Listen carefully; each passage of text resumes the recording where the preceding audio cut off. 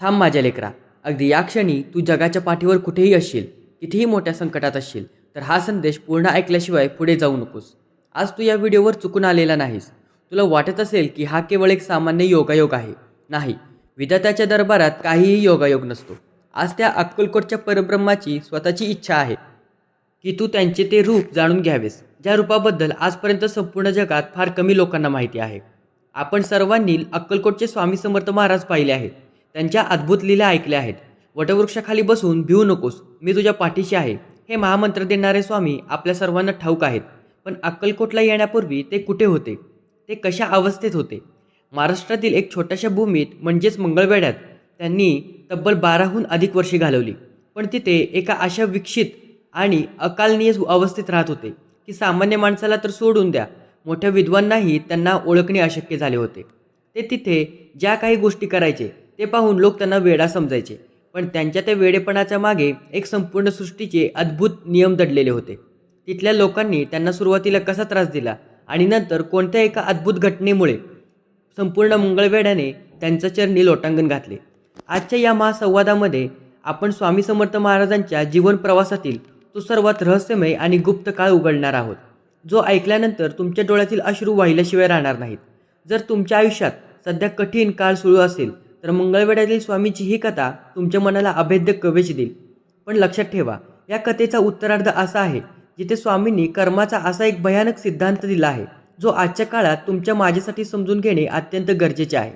जर तुम्ही घाईघाईत हा व्हिडिओ अर्ध्यावर सोडलात तर स्वामींच्या लीलेचे सर्वात मोठे सत्य तुम्ही गमावून बसाल. माझ्या भक्तांनो, जर तुझा अक्कलकोटच्या त्या राजावर आणि स्वामींच्या अस्तित्वावर 100% विश्वास असेल तर पूर्ण श्रद्धेने कमेंट बॉक्समध्ये लिही श्री स्वामी समर्थ. मंगळवेढ्यातील कथेचा वेध घेण्यापूर्वी आपल्याला हे समजून घ्यावे लागेल की स्वामी महाराज या भूमीत आले कसे. कर्दळी वनाच्या घनदाट जंगलात तब्बल 300 वर्ष चाललेल्या महातपश्चर्येनंतर जेव्हा एका लाकूड तोडाच्या कोराडीचं गाव वारुळावर पडला तेव्हा तिथून साक्षात परब्रह्म प्रकट झाले. लाकूड तोडाला अभय देऊन महाराजांनी हिमालयाची वाट धरली. हिमालयाच्या बर्फाच्छादित शिखरांवर नेपाळ, तिबेट, चीन अशा विविध देशांमध्ये फिरत महाराजांनी गंगा नदीच्या किनारी हरिद्वार, काशी आणि जगन्नाथपुरी या पवित्र क्षेत्रांना पावन केले. या प्रवासात ते जिथे जिथे गेले तिथे तिथे लोकांनी त्यांचे दुःख दूर केले, पण स्वतःची ओळख मात्र नेहमी गुप्त ठेवली. कधी ते दिगंबर साधूच्या रूपात वावरले तर कधी एखाद्या फिरकीच्या स्वरूपात. भ्रमण करत असताना महाराज दक्षिणेकडे आले.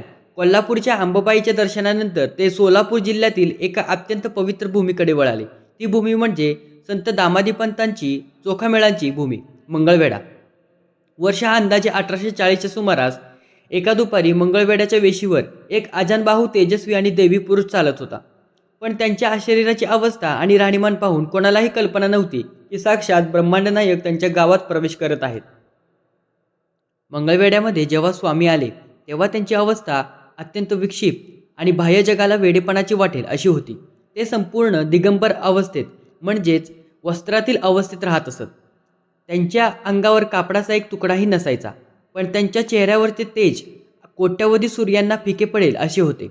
ते गावातील मुख्य रस्त्यांवरून न फिरता गावाबाहेरील जंगलात, चिखलात, कचऱ्याच्या ढिगाऱ्यावर किंवा काटेरी झुडपांमध्ये जाऊन बसायचे. अनेकदा ते तासनतास एकाच जागी शून्यात नजर लावून शांत बसायचे. कधी कधी ते लहान मुलांसारखे हसायचे तर कधी अचानक प्रचंड रागाने मोठ्याने ओरडायचे.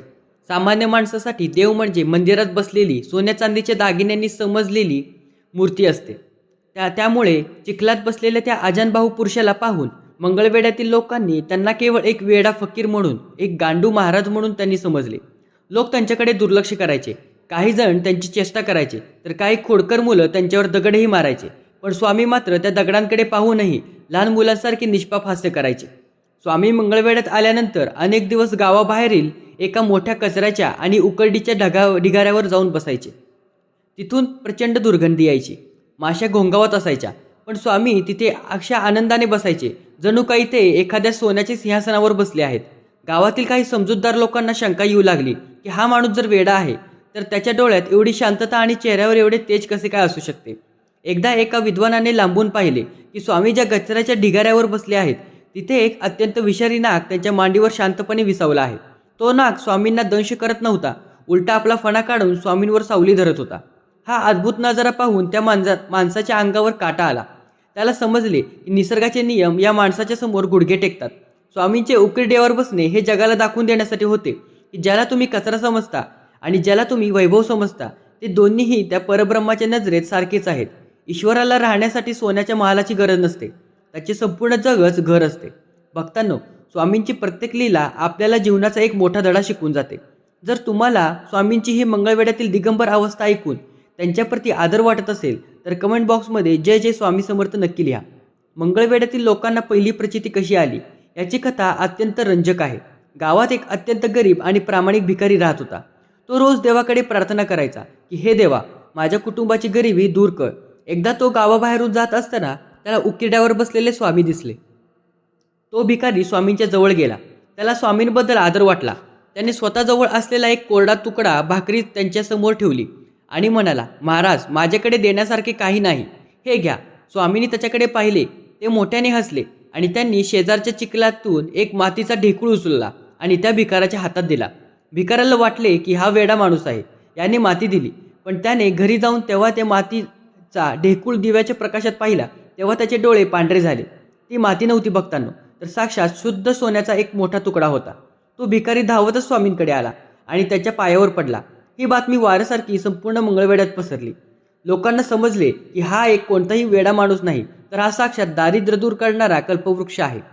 मंगळवेढ्यात एक अत्यंत श्रीमंत आणि घमंडी सावकार राहत होता, ज्याचे नाव होते वसंतराव पटवर्धन. त्याला आपल्या संपत्तीचा आणि विद्वतेचा प्रचंड माज होता. जेव्हा त्याने ऐकले की गावात एक चमत्कारी फकीर आला आहे तेव्हा तो स्वामींची परीक्षा घेण्यासाठी आला. तो आपल्या अनेक सेवकांसह स्वामींच्या समोर आला. तिथे स्वामी एका झाडाखाली धुळीत बसले होते. वसंतराव गर्वाने म्हणाला, अरे बाबा, जर तू खरोखरच देव आहेस तर सांग पाहू माझ्या खिशात काय आहे. स्वामींनी त्याच्याकडे पाहिले आणि एक अद्भुत हास्य करून स्वामी म्हणाले, अरे वसंता, खिशातल्या पैशांचा माज दाखवतोस? घरी जा, तुझ्या तिजोरीत आग लागली आहे आणि तुझा मुलगा विहिरीत पडला आहे.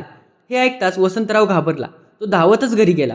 घरी पोचल्यावर त्याला दिसले की त्याच्या गोदामाला अचानक आग लागली होती आणि त्याचा एकुलता एक मुलगा खेळता खेळता विहिरीत पडला होता. स्वामींच्या वाचेची ही ताकद पाहून वसंतरावाचा संपूर्ण अहंकार गळून पडला. तो अनवाणी पायाने धावत स्वामींकडे आला आणि त्याच्या चरणी साष्टांग दंडवत घातला. स्वामींनी त्याला सांगितले की संपत्ती आज आहे उद्या नाही, पण कर्माचं कधीच पाठ सोडत नाही. स्वामींच्या दिगंबर नग्न अवस्थेमुळे सुरुवातीला गावातील महिला त्या रस्त्यावरून जाणे टाळत असत. लोकांना वाटायचे की हे सामाजिक नियमांच्या विरुद्ध आहे. अनेक गावात काही प्रतिष्ठित लोकांनी स्वामींना वस्त्र परिधान करण्याची विनंती करण्याचे ठरवले. ते स्वामींकडे एक उत्तम पितांबर घेऊन गेले आणि म्हणाले, महाराज, तुम्ही हे वस्त्र परिधान करावे, ही गावकऱ्यांची इच्छा आहे. स्वामींनी ते वस्त्र हातात घेतले. ते काही वेळ हसले आणि त्यांनी ते वस्त्र शेजारी जळत असलेल्या धुनीमध्ये टाकून दिले. वस्त्र जळून खाक झाले. लोक रागावले, आम्ही एवढे महागडे वस्त्र आणले आणि तुम्ही ते जाळून टाकले. स्वामींनी शांतपणे त्या जळलेल्या राखेमधून हात फिरवला आणि तेच पितांबर जसेच्या तसे जराही न जळता पुन्हा बाहेर काढले आणि त्या लोकांच्या अंगावर फेकले. स्वामी म्हणाले, ज्याला स्वतःचे शरीर आणि आत्मा एकच वाटतो त्याला वस्त्राची काय गरज? वस्त्र शरीराला झाकते, आत्म्याला नाही. हा चमत्कार पाहून गावकऱ्यांना समजले की स्वामी हे मानवी भावनांच्या आणि विकारांच्या खूप पलीकडे गेलेले साक्षात शिवरूप आहेत. माझ्या भक्तांनो, स्वामींचे प्रत्येक वागणे हे मायावी जगाला छेदणारे होते. जर तुम्हाला स्वामींची ही अद्भुत लीला मनाला स्पर्श करून गेली असेल तर आत्ताच कमेंट बॉक्समध्ये श्री स्वामी समर्थ महाराज की जय असं नक्की लिहा. मंगळवेढ्यामध्ये जसे हिंदू भक्त होते तसेच अनेक मुस्लिम बांधवी राहत होते. गावात एक जुना दर्गा होता जिथे एक कडक सुफी संत राहत असत. त्यांनी जेव्हा स्वामींचे तेज पाहिले तेव्हा त्यांनी ओळखले की हा माणूस कोणी सामान्य नाही. एकदा रमजानच्या पवित्र महिन्यात काही मुस्लिम बांधवांनी स्वामींना दर्ग्यामध्ये येण्याचे आमंत्रण दिले. स्वामी तिथे गेले. तिथल्या मौलवीने विचार केला की जर हे साक्षात अल्लाचे रूप असतील तर त्यांना कुराणमधील आरती पाठ असायला हवी. स्वामींनी त्या मौलवीच्या मनातले ओळखले. स्वामींनी जिथे उभे बसून अत्यंत शुद्ध आणि स्पष्ट अरबी भाषेमध्ये कुराणमधील अशा काही गुप्त आयतींचे पठण केले ज्याचा अर्थ केवळ उच्च कोटीच्या सुफी संतांनाच माहिती होता. हे ऐकून तिथले सर्व मौलवी आणि मुस्लिम बांधव स्वामींच्या पाया पडले आणि ओरडले, या अल्लाह, हे तर साक्षात परवरदिगार आहेत जे हिंदूच्या रूपात आले आहेत. स्वामींनी सिद्ध केले की ईश्वराची ऊर्जा एकच आहे, फक्त माणसाने तिला जाती धर्मामध्ये भिंतीमध्ये कोंडून ठेवले आहे. एकदा मंगळवेढ्यात सलग 3 वर्षे पाऊस पडला नव्हता. विहिरी कोरड्या पडल्या, शेती वाळून गेली आणि जनावरे पाण्याविना मरू लागली. संपूर्ण गावात हाहाकार माजला होता. गावातील लोक देवाचा धावा करत होते, पण पाऊस मात्र पडत नव्हता. शेवटी गावातील काही जुने शेतकरी रडत रडत स्वामींच्या वटवृक्षाखाली आले आणि म्हणाले, महाराज, आम्ही पापी आहोत, पण आमच्या मुक्या जनावरांना तरी वाचवा, काहीतरी कृपा करा. स्वामींनी शांतपणे आकाशाकडे पाहिले. त्यांचे डोळे लाल झाले. त्यांनी जमिनीवर आपल्या पायाचा अंगठा जोरात दाबला. आश्चर्याची गोष्ट म्हणजे त्या क्षणी स्वामींचा पायाचा जो अंगठा जमिनीवर दाबला, त्या क्षणी कडक उन्हाळ्यात आकाशात काळे ढग दाटून आले आणि संपूर्ण मंगळवेढ्यात इतका मुसळधार पाऊस पडला की कोरड्या पडलेल्या नद्या आणि विहिरी एका रात्रीत तुडुंब भरल्या. गावकऱ्यांनी पाहिले की स्वामींनी जिथे अंगठा दाबला होता तिथून गोड पाण्याचा एक लहान झरा अखंड वाहू लागला होता. या घटनेनंतर संपूर्ण गावाने स्वामींना आपली माऊली समजले. मंगळवेढ्यात एक अत्यंत क्रूर आणि नास्तिक प्रवृत्तीचा माणूस होता, ज्याचे नाव होते भुजंगराव. तो नेहमी साधू संतांचा अपमान करायचा. जेव्हा त्याने पाहिले की संपूर्ण गाव स्वामींच्या मागे जात आहे, तेव्हा त्याचा जळफळाट झाला. एकदा स्वामी रस्त्याने जात असताना भुजंगरावने आपल्या पाळीव हिंस्र कुत्र्याला स्वामींच्या अंगावर सोडले. कुत्रा स्वामींच्या दिशेने वेगाने धावला. गावकऱ्यांनी डोळे मिटून घेतले की आता अनर्थ होणार, पण स्वामी शांत उभे राहिले. त्यांनी कुत्र्याकडे फक्त एक करारी नजर टाकली. तो हिंस्र कुत्रा स्वामींच्या पायाजवळ येताच शांत झाला. त्याने आपली शेपूट हलवली आणि स्वामींच्या पायाला चाटू लागला. हे पाहून भुजंगराव संतापला. तो स्वतःसाठी लाठी घेऊन स्वामींना मारण्यासाठी धावला, पण तो जवळ पोचण्यापूर्वीच त्याचा पाय घसरला आणि तो एका खोल खड्ड्यात पडला, जिथे त्याचे दोन्ही पाय मोडले. स्वामींनी त्याच्याकडे पाहिले आणि गंभीर आवाजात सांगितले, भुजंगा, कर्माची डायरी फार अचूक असते. जे पेराल तेच कापणी करावी लागेल. भुजंगरावला आपली चूक समजली. त्याने रडत स्वामींची क्षमा मागितली. स्वामींनी त्याला आशीर्वाद दिला, पण कर्माचे फळ त्याला भोगावेच लागले. भक्तांनो, कर्माचा हा सिद्धांत आजही काळात तितकाच सत्य आहे. जे आपण इतरांना देतो तेच फिरून आपल्याकडे येते. जर तुमचा कर्माचा या नियमांवर विश्वास असेल तर कमेंट बॉक्समध्ये कर्म हीच भक्ती किंवा श्री स्वामी समर्थ नक्की लिहा. मंगळवेढ्यामध्ये एक जुना विशाल वटवृक्ष होता, ज्याच्या सावलीत स्वामी आपल्या जास्तीत जास्त वेळ घालवत असत. हा वटवृक्ष केवळ एक झाड नव्हते, तर तो स्वामींचा गुप्त दरबार बनला होता. रात्रीच्या वेळी जेव्हा संपूर्ण गाव झोपलेले असायचे, तेव्हा त्या वटवृक्षाच्या अवतीभोवती एक अद्भुत प्रकाश दिसायचा. काही लोकांनी दुरून पाहिले होते की रात्रीच्या वेळी हिमालयातील काही सिद्ध योगी, ऋषीमुनी आणि अदृश्य शक्ती स्वामींच्या दर्शनासाठी तिथे येत असत. स्वामी त्यांच्याशी एका अज्ञात भाषेमध्ये संवाद साधत. त्या वटवृक्षाच्या सावलीत येणारा प्रत्येक माणूस, मग तो कितीही चिंतेत असो, त्याला एका क्षणात अथांग मानसिक शांततेचा लाभत असत. आज अक्कलकोटमध्ये जो वटवृक्ष आपण पाहतो, त्याची पूर्वतयारी आणि आध्यात्मिक ऊर्जा स्वामींनी मंगळवेढ्यातील याच वटवृक्षाखाली बसून सिद्ध केली होती. हा वृक्ष भक्तांच्या दुःखाचे निवारण करणारे महाकेंद्र बनला होता. सोलापूरचा एक व्यापारी, ज्याचे नाव होते विठ्ठलदास, तो व्यापारात पूर्णपणे दिवाळखोर झाला होता. त्याच्या डोक्यावर एवढे कर्ज झाले होते की त्याला आत्महत्या करण्याशिवाय दुसरा कोणताही मार्ग दिसत नव्हता. तो शेवटचा प्रयत्न म्हणून मंगळवेढ्यात स्वामींच्या दर्शनासाठी आला. तो स्वामींच्या समोर आला आणि ढसाढसा रडू लागला. तो म्हणाला, महाराज, माझे सर्व काही संपले आहे. मी माझ्या कुटुंबाला तोंड दाखवण्याच्या लायकीचा उरलो नाही. स्वामींनी त्याच्याकडे पाहिले आणि आपल्या धुनीमधील थोडी पवित्र राख एका विड्यात पाण्यात बांधून त्याच्या हातात दिली.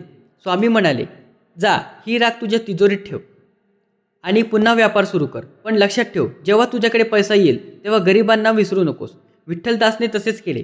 काही महिन्यातच त्याचा व्यापार इतका मोठा झाला की त्याने संपूर्ण कर्ज फेडले आणि तो सोलापूरचा सर्वात मोठा व्यापारी बनला. स्वामींच्या या अंगारा चमत्काराने सिद्ध केले की ज्याच्या पाठीवर समर्थांचा हात असतो त्याचे दारिद्र्य एका क्षणात नष्ट होते. काळ सरकत गेला. स्वामींनी मंगळवेढ्याला आपल्या वास्तव्याने पूर्णपणे पावन केले होते. तिथल्या हजारो लोकांचा उद्धार झाला होता. आता विधात्याच्या योजनेनुसार स्वामींच्या अवतार कार्याचा पुढील आणि सर्वात मोठा भाग सुरू होण्याचा वेळ आली होती.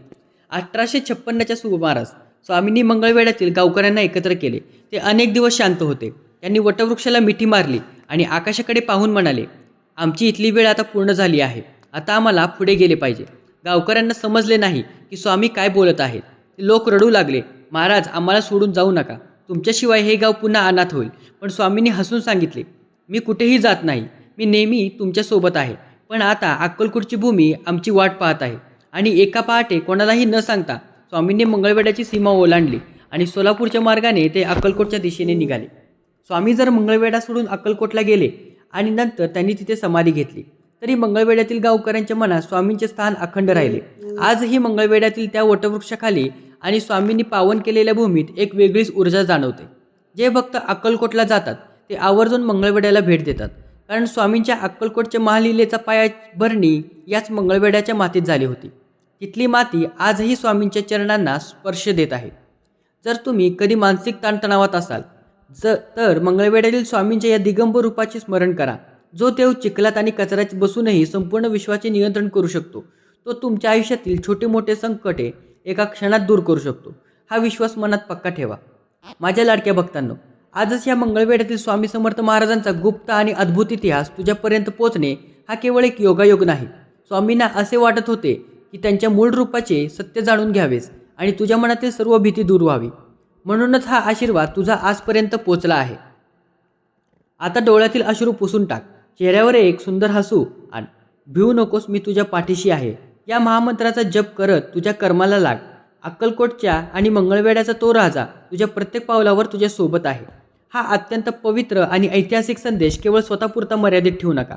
तुमच्या त्या 5 मित्रांना किंवा नातेवाईकांना हा व्हिडिओ नक्की शेअर करा, जे तुमच्या सध्याच्या ठिकाणी परिस्थितीतून जात आहेत तुमच्यासारख्याच, आणि ज्यांना स्वामींच्या अफाट आशीर्वादांची गरज आहे.